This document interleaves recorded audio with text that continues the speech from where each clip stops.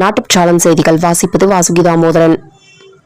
தமிழ்நாட்டில் முதல் முறையாக 70 வயதை கடந்த முதியோர்களுக்கு உச்சவரமின்றி முதல்வர் காப்பீட்டு திட்டத்தில் கட்டணமில்லா மருத்துவம் பார்க்க வழிவகை செய்யப்பட்டுள்ளது.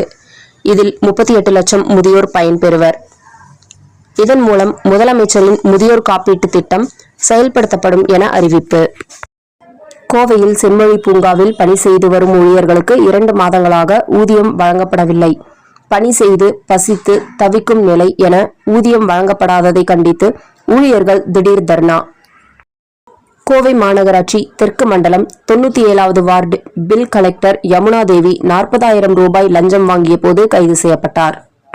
18/6/2026 அன்று மாலை 4 மணிக்கு இந்து சமய அறநிலையத்துறை சார்பாக நுகர்வோர் காலாண்டு கூட்டம் உதவி ஆணையர் உஷாநந்தினி அவர்கள் தலைமையில் நடைபெற்றது.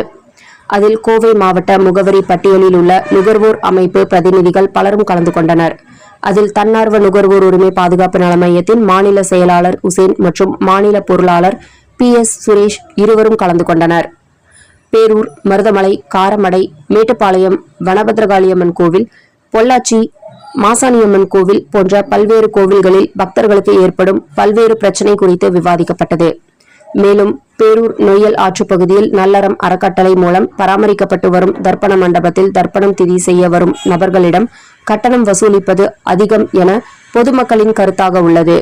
மேட்டுப்பாளையம், நந்தவனம் மற்றும் கேரளாவில் ஐவர் மடம் போன்ற தர்ப்பண காரியங்கள் செய்யும் இடங்களில் கட்டணங்கள் முறைப்படுத்தி வசூலிப்பதை போல பேரூர் நொய்யல் ஆற்றங்கரையில் உள்ள தர்ப்பணம் மண்டபத்திலும் கட்டணம் வசூலிப்பதை முறைப்படுத்த வேண்டும் என்றும் அந்த விவரங்களை பொதுமக்களுக்கு தெரியும்படி விளம்பர பலகைகள் வைக்கப்பட வேண்டும் எனவும் வலியுறுத்தப்பட்டுள்ளது.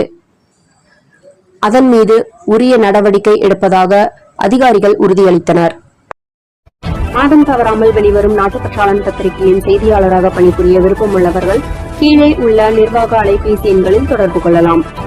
790477 78915 மற்றொரு எண் 9944341033. நாட்டுப்பற்றாளன் யூடியூப் சேனலில் விளம்பரம் செய்து பயன்பெறுங்கள். நமது நாட்டுப்பற்றாளன் செய்திகளை அறிந்து கொள்ள யூடியூப் சேனலை சப்ஸ்கிரைப் செய்யுங்கள்.